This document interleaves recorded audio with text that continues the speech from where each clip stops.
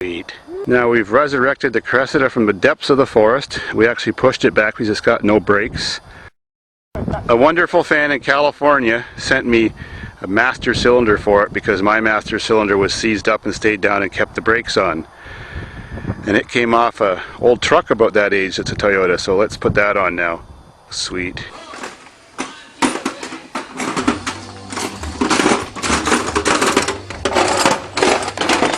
Changing the brake pads. So yeah, just to let you guys know, I'm the one that called my dad to tell him that he should get that car. So hope you guys enjoy that. You can thank me later. Okay, now we're ready to install the California master cylinder onto the Cressida. Here's what's wrong with the old one. If you look in there, you'll see the blue piston is down a ½ inch. Well, that's what happens with this car. Every time you put the brake on, the brake stays on. And it's got front brakes only, so that just makes the rear wheel spin and nothing happens.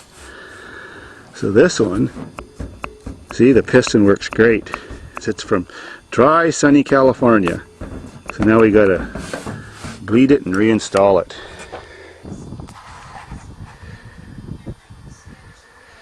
Well, our favorite car is finished. It has brakes now. I'll have to go for a ride. Now let me give you an update on that Cheviac. It actually runs perfect. It doesn't have any carb problems. As soon as I get that redneck hood latch undone, I'll show you. Except they're watching me again, and this time they shut their motor off so I wouldn't notice them, but it didn't work. So here's the issues at hand.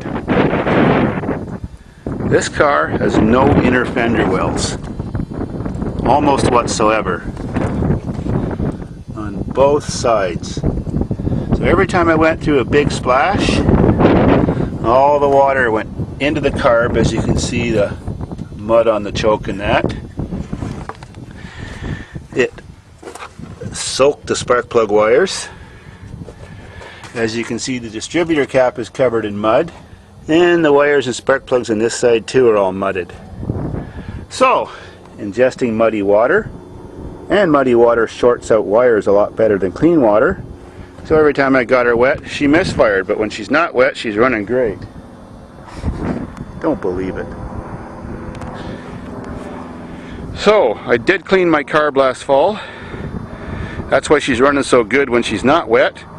So everything's sweet. I just forgot to put an air filter on that day. But, as you can see also, totally smooth rear tires. Well, no wonder she wouldn't go in the mud. Didn't even notice before I took off. And the old pig she is, kind of front end heavy too. But now we got the Cressida going, and it's the master of the mud. So exactly 24 hours later, the road's getting close to be submerged, and there's a lot of water in my lake already from that spring over there. Plastic bottles are floating, raft is floating, boats are sinking.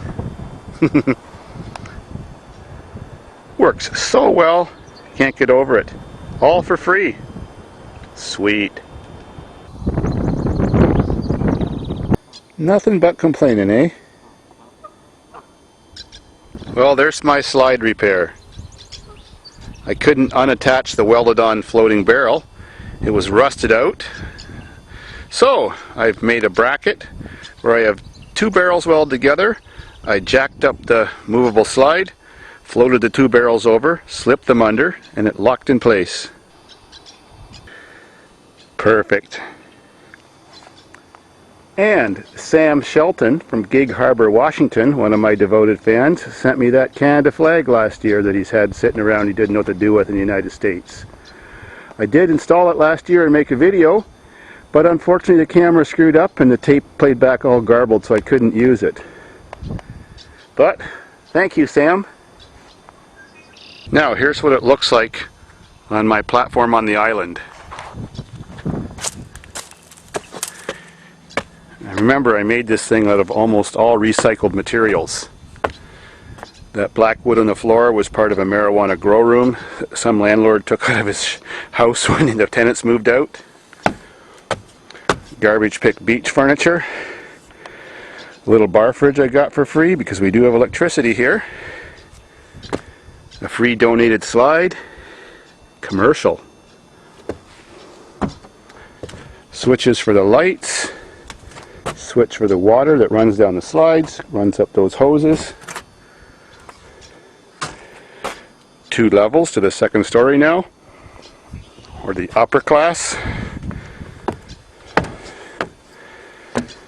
The wind took off my umbrella. And of course an entrance to the upper slide, the fast one, right in line with Sky Hill. Cool.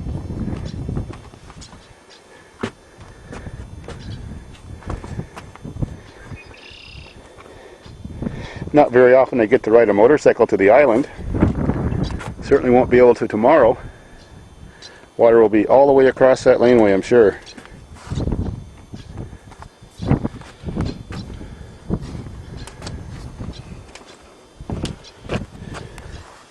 Got my speakers for the stereo system covered in plastic.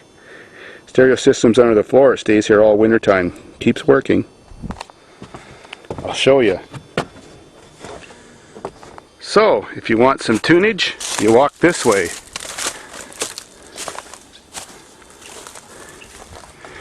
Oh, and you see all my wires hanging. My power outlet. There's the tuner, the amp, the multi-disc CD. Sits here all year round, no problems. I wish those damn things would fly back to the States where they came from, even though they're called Canada geese. Because look what they did to my raft. That sucks. That feels like shit between your toes.